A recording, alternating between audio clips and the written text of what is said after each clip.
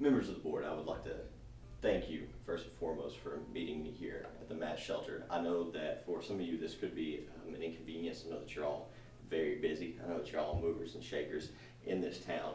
and that you have a lot to do and a lot on your plate. And I just want to first and foremost just say how much I appreciate you taking time to listen to me, to maybe address some issues that may be going on in the shelter to help it run better. I know that you all have a vested interest in this place, although I know that some of you are able to, due to your time constraints, serve more and less here. And I realize that, and I will try to be quick, brief, and succinct with what I'm talking about. I know that some of you may be thinking, why should you even listen to me, considering that none of you actually even know me, and on top of that, that I have no expertise necessarily in this area. However, I think that maybe I do bear some credential, given that I know a number of the employees who work here. I'm actually really good friends with 3 of them and an acquaintance with the 4th one, and I've done some interviews and I've really talked to them and really discussed with them what they think would be better for the shelter. I figured that their testimony will be good, considering the fact that they work 40 hours a week apiece here, and that they're always hands-on with the residents who are always coming in and out of the building. I know that ultimately all of you all, especially since the fact that you contribute money to this place, would like the place to run better. And given that fact, hopefully maybe some of these things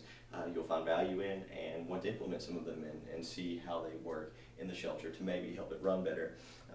What I want to do is I want to address 3 different issues that some of the employees talked to me about, and give a few insights and plans on that I may have, and then maybe you can possibly take those and implement those. The first thing that I'm going to talk about is the benefit of an alternative spending plan. I know as of now, from what was explained to me, the budget is pretty much set by the time that anyone actually sees where any of the money is going, that regardless of whatever need there is in the shelter, regardless of whatever needs to be bought, it's already been budgeted for based upon previous months and previous years of experience. What I've been told by some of the employees, that possibly it would be better if there was an alternative spending plan for the shift leaders, given proper documentation, if they would be able to assess the needs on a monthly basis and buy different things based upon the budget that's left. For example, there was one month when there was about $50 left in the budget for plates, plastic forks, plastic spoons, and this was given because it was over the summer, but there wasn't a whole lot of people who showed up at certain times for certain things, so there was a lot of money left there. However, the shampoo, there was a need for that, and there wasn't enough money there in the coffers for people to spend money to buy excess shampoo. And thankfully people from the community, they stepped up, they donated, and people got what they needed. However, it just didn't seem to make much sense when there was so much money there in the cutlery funds, when that could have been diverted elsewhere into buying something like shampoo or soap or anything else that may arise.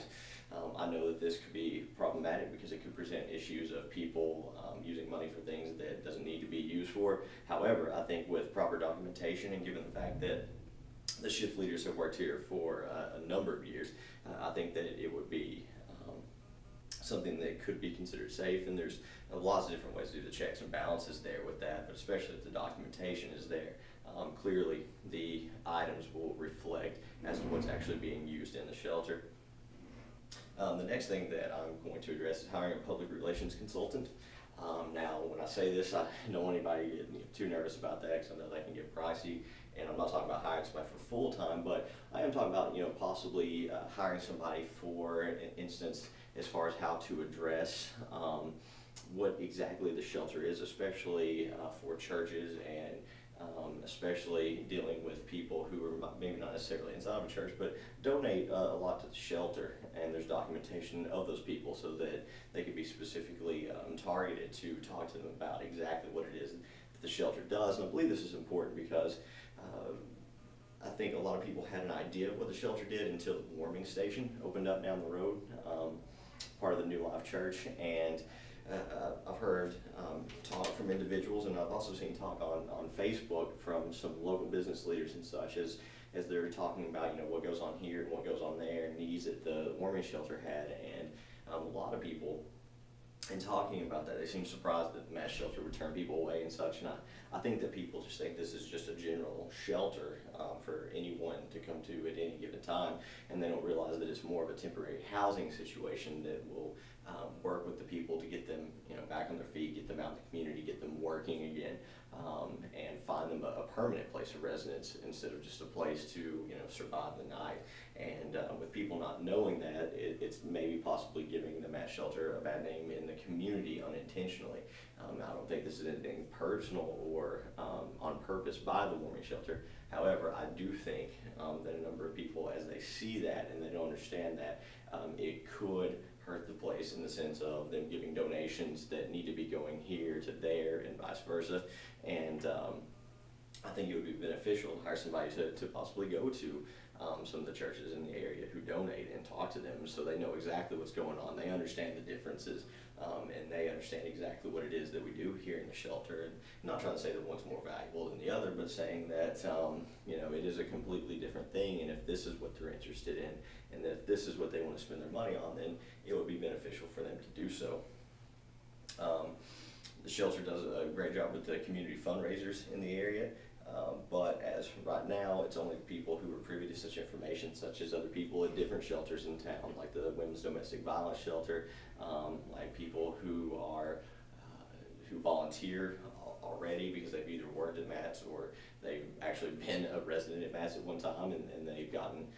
back on their feet and they've been working in the community and they want to volunteer the time. Usually it's people like that who are very invested in the place, who are going to be the ones who know exactly what's going on, and it's good that they have people in their personal sphere to talk to other people, but I just don't know if it always ends up translating over exactly as it needs to the community at large.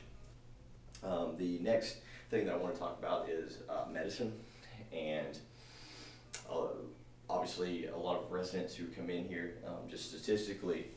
there are a number of people who are homeless, transient, and things like that in between housing that have some maybe form of mental illness or addiction issue, or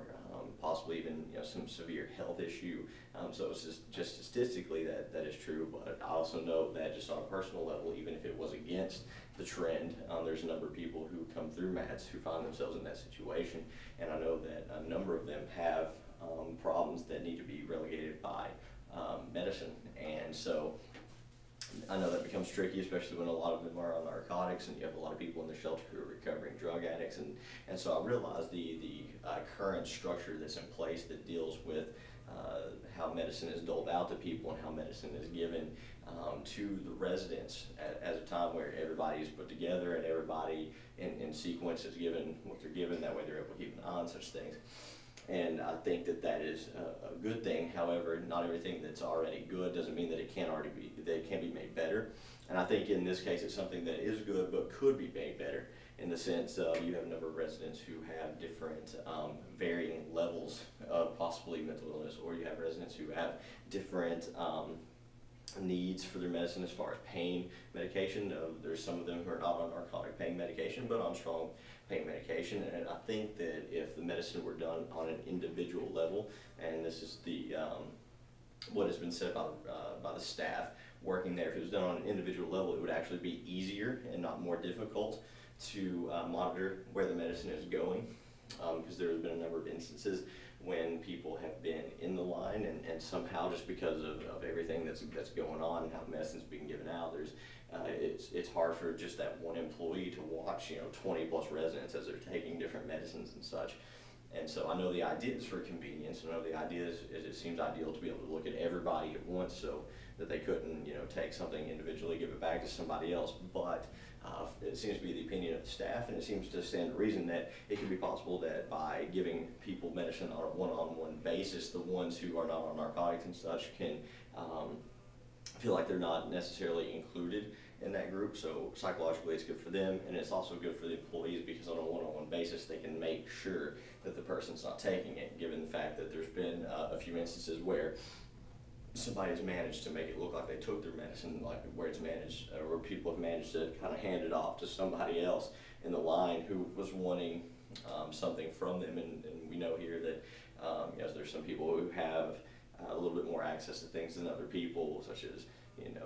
cigarettes, just plain cash, movie tickets, those kinds of things that people have kind of accumulated, and they use to kind of trade for those things here,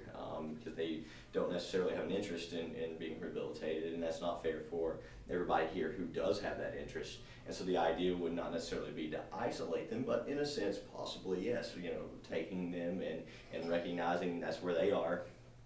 and that give a better chance to attend to their personal needs instead of grouping them all together with people who may not be as severely addicted, as severely mentally ill as them, and being able to attend to them personally and their medicine needs, and making sure that they're taking it, not giving it to somebody else. I believe that if even one of these actions is implemented, I believe that it would be beneficial for the shelter. I believe it would be good for the people who are working here, for the staff. I believe that all of you who are here have a desire and want to see everything run more smoothly. And all this, like I said in the very beginning, has not been a matter of complaint, has not been a matter of wanting to set you all down and educate you about something, as if I am some expert. I'm just merely a messenger on behalf of people who are, working 40 hours a week with the residents who live here, seeing the day-to-day lives that they have, and possibly wanting to petition a few changes that may make things better. A lot of these things are not huge changes, they're just small policy changes. A lot of these things would be, in a sense, almost nothing on your all side as far as what you need to give or anything like that. It's just a matter of consent to policy. Once again, I know you're all very busy. I know that this is a big stretch, a big commitment for you to come and sit down here and listen to me, and I thank you so much for being attentive. I thank you so much for taking the time to even hear what I have to say, and I want you to know that I deeply appreciate all of you.